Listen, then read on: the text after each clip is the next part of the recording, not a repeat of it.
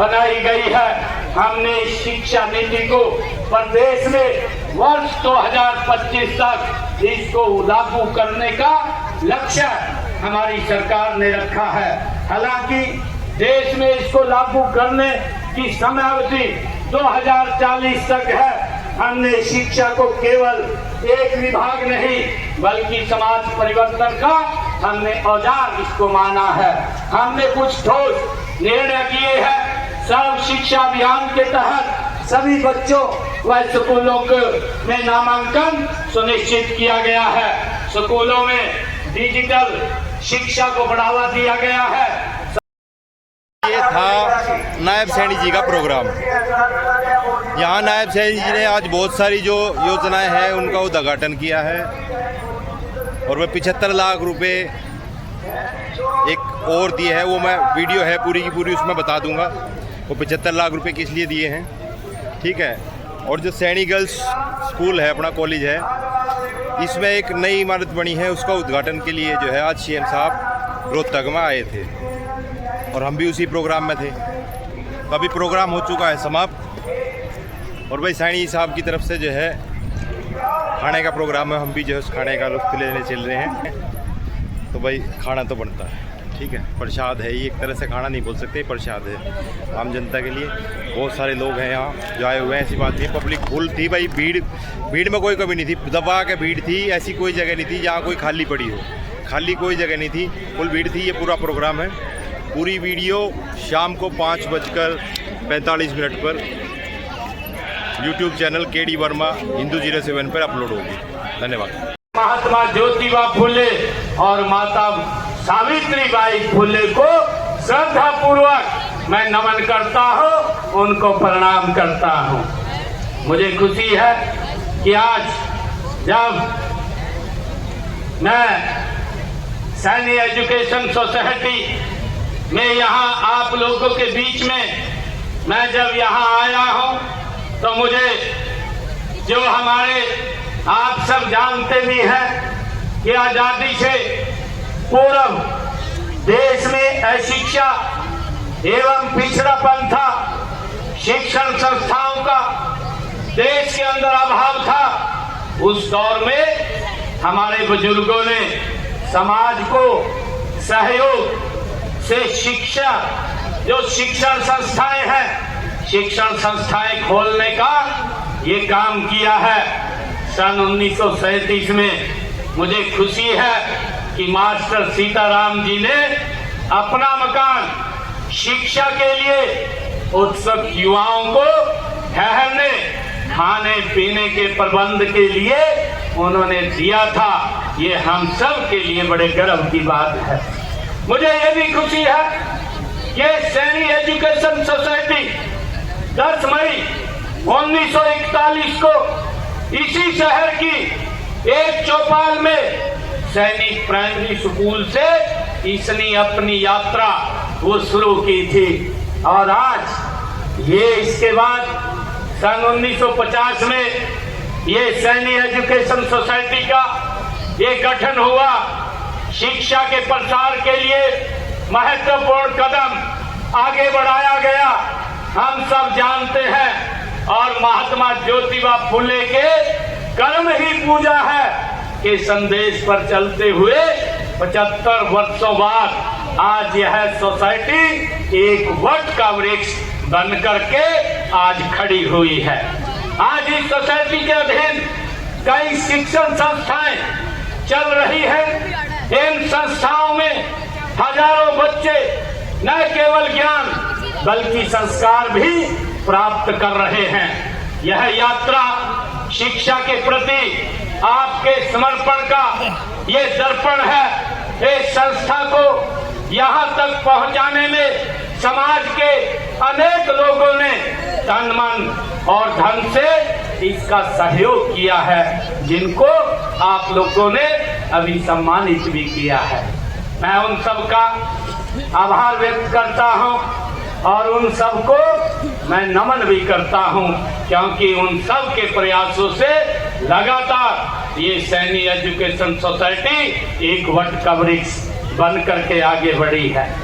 मुझे ये भी खुशी है कि 75 सालों की यह यात्रा केवल समय की गिनती नहीं है, बल्कि त्याग, परिश्रम और समर्पण की ये अमर गाथा भी है। मुझे ये खुशी है कि यहाँ से निकले अनगिनत विद्यार्थी आज डॉक्टर, इंजीनियर, शिक्षक, वैज्ञानिक और सैनिक और प्रशासक बन करके इस देश और प्रदेश की निरंतर सेवा कर रहे हैं। मैं ऐसे सब लोगों को जिन्होंने इस एजुकेशन संस्थान का नाम रोशन किया है, उनको भी मैं बहुत बहुत साधुवाद देता हूँ।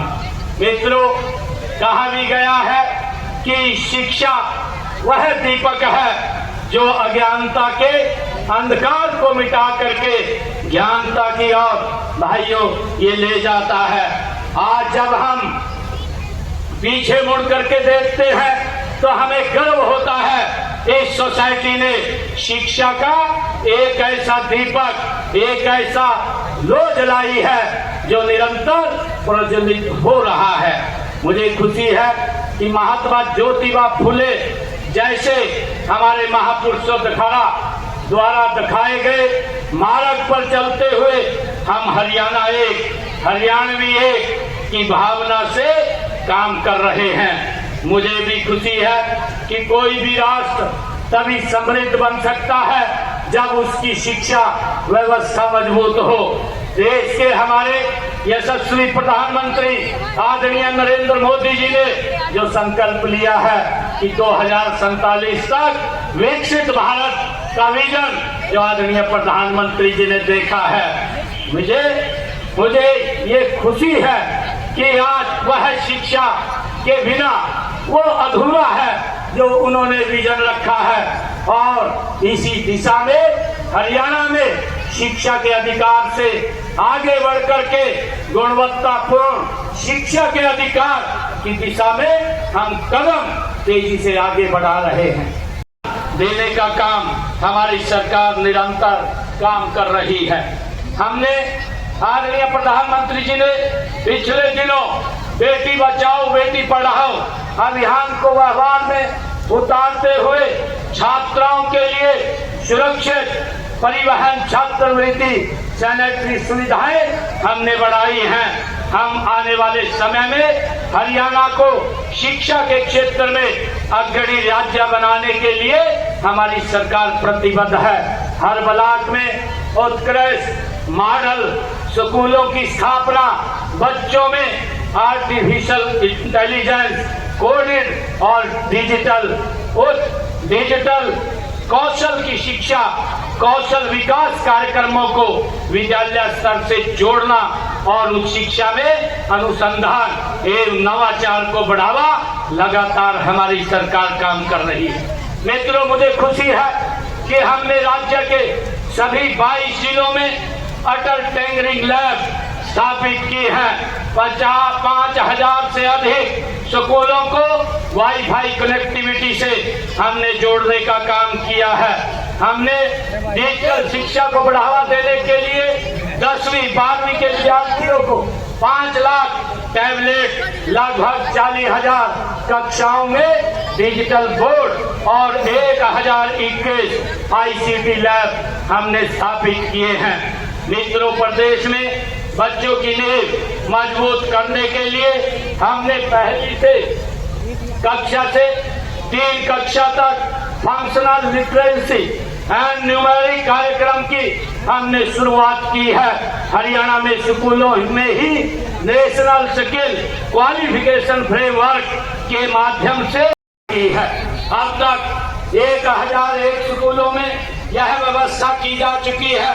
राज्य में 1420 राजकीय मॉडल संस्कृत प्राथमिक विद्यालय बनाए गए हैं। इनका मुख्य उद्देश्य नो होमवर्क वातावरण में छोटे बच्चों के मन से पढ़ाई के भय को दूर करना है। प्रदेश में 218 राजकीय मॉडल संस्कृत वरिष्ठ माध्यमिक विद्यालय स्थापित किए हैं और ये CBSE से संबंधित है और इसमें पठन पाठन का माध्यम भी अंग्रेजी है। पीएम श्री स्कूल योजना के तहत प्रदेश में 250 पीएम श्री स्कूल विद्यालय ये हरियाणा प्रदेश में हमने खोले हैं। राजकीय विद्यालयों में पढ़ने वाले हमारे मेधावी विद्यार्थियों को मुफ्त कोचिंग उपलब्ध कराने हेतु सुपर 100 कार्यक्रम ये चलाया जा रहा है और इसके तहत 534 बच्चों में जैसी परीक्षाओं में सफलता हासिल की है जो हमारे सरकारी स्कूलों में विद्यार्थी पढ़ रहे हैं। मित्रों, मुझे खुशी है कि प्रदेश के विद्यालयों में अधिक से अधिक विद्यार्थी विज्ञान विषय को पढ़े, उनकी सोच और दृष्टिकोण वैज्ञानिक हो, उनकी विज्ञान व गणित के प्रति रुचि बढ़े। इस उद्देश्य से 2022 से कक्षा 9 के विद्यार्थियों के लिए बुनियाद कार्यक्रम आरंभ किया है। 12वीं में 90% से अधिक अंक लेने वाले हमारे गरीब परिवार के होनहार विद्यार्थियों के लिए मेधावी छात्रवृत्ति योजना और इसके तहत विद्यार्थियों को 1,11,000 रुपए का पुरस्कार देने का काम ये हमारी सरकार कर रही है।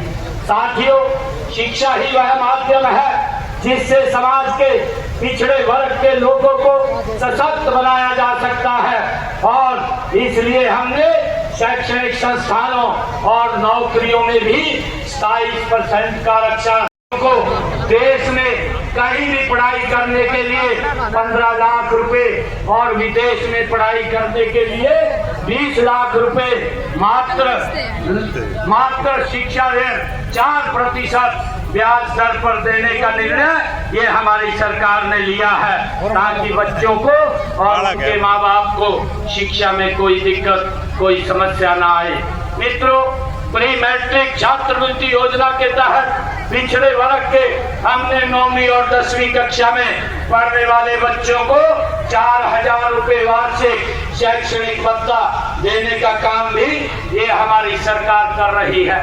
मित्रों, मुझे ये भी खुशी है कि पीएम यशस्वी योजना के तहत अन्य पिछड़ा वर्ग के विद्यार्थियों को 5,000 रुपए से लेकर के 20,000 रुपए तक शैक्षणिक भत्ता, ट्यूशन फीस ये भी प्रदान की जाती है और पोस्ट मैट्रिक छात्रवृत्ति योजना के अंतर्गत पिछड़े वर्ग के विद्यार्थियों को 160 रुपए से 750 रुपए मासिक छात्रवृत्ति दी जाती है और इसके अतिरिक्त सभी नॉन रिफंडेबल फीस की प्रतिपूर्ति भी वो की जाती है।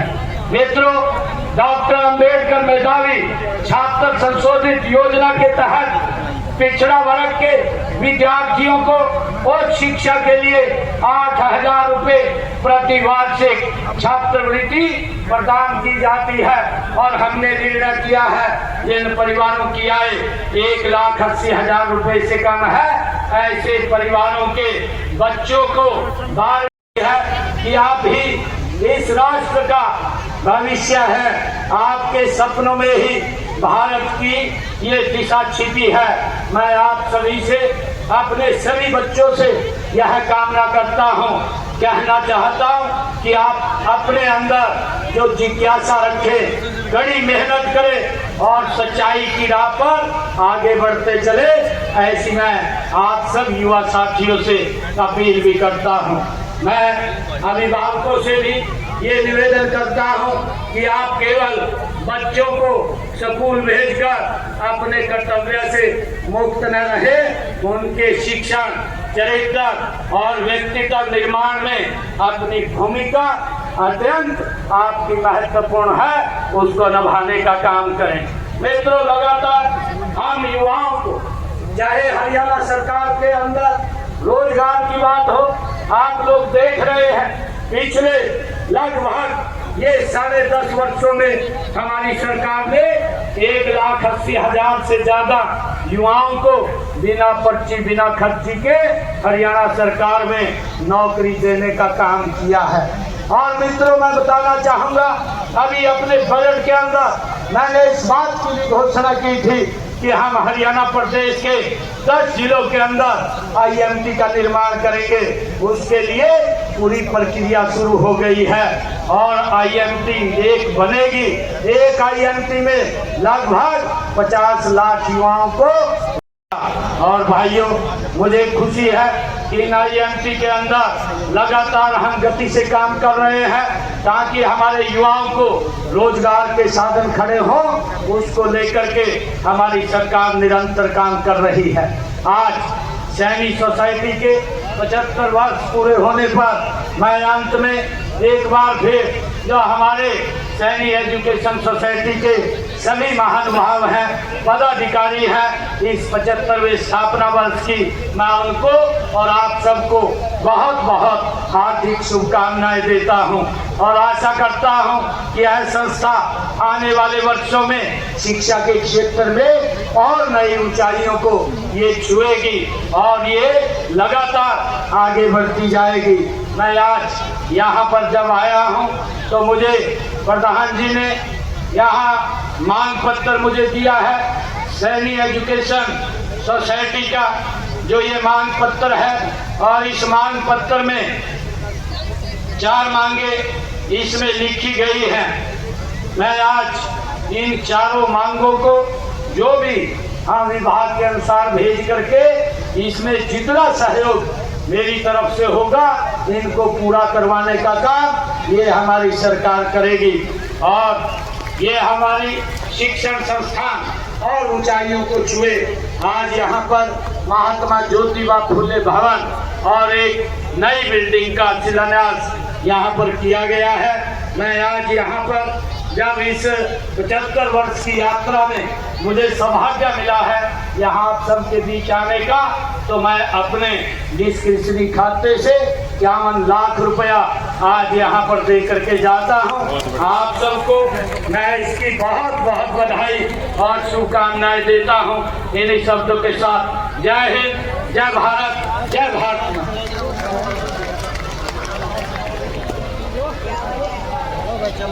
बहुत बहुत धन्यवाद। माननीय मुख्यमंत्री जी कृपया स्थान ग्रहण कीजिए।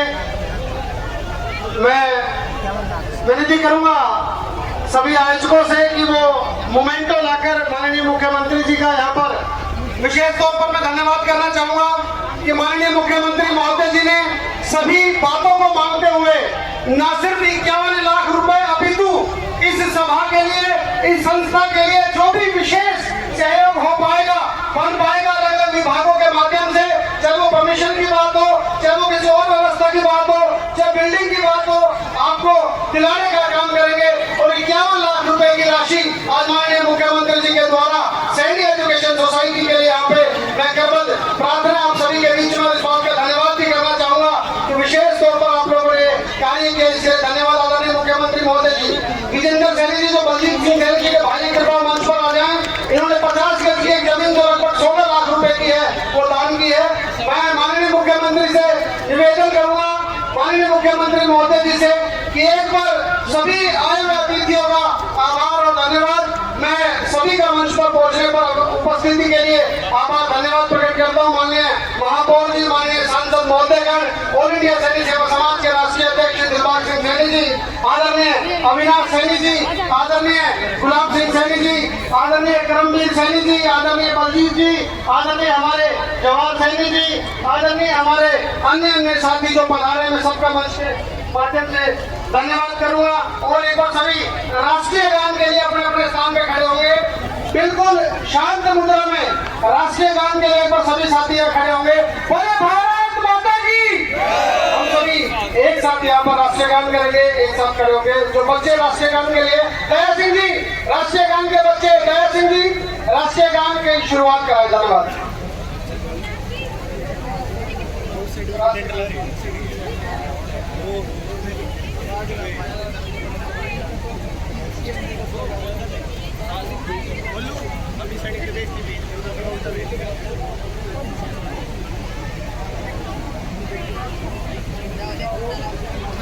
सारे नंबर चल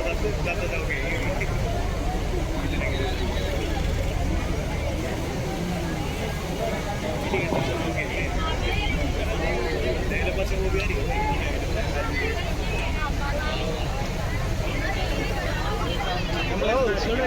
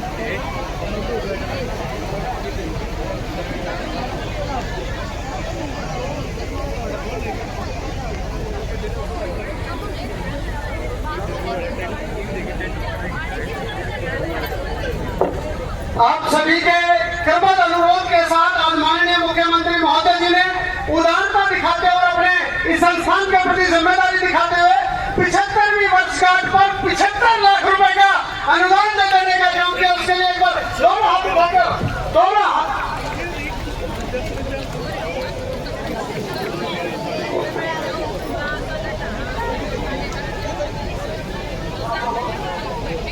टोटल 75 लाख रुपए का जो राशि माननीय मुख्यमंत्री जी सहयोग में जांगरा जी और सभी की व्यवस्था के अनुसार पूरा करने का काम करेंगे। इस पर दोनों हाथ उठाकर उनका धन्यवाद अभिनंदन, बहुत बहुत धन्यवाद, बहुत बहुत धन्यवाद।